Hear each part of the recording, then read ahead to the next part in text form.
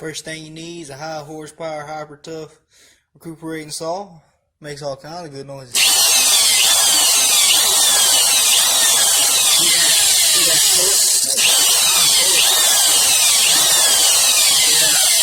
Even got its neutral setting. I don't know what that is about.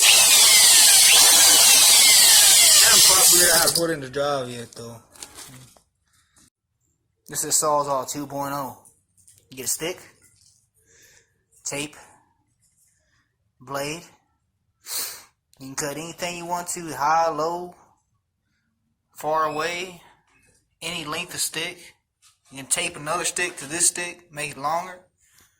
Any other stick that's like 20 foot, 30 foot, 60 foot. You can keep on making it longer as long as you need it.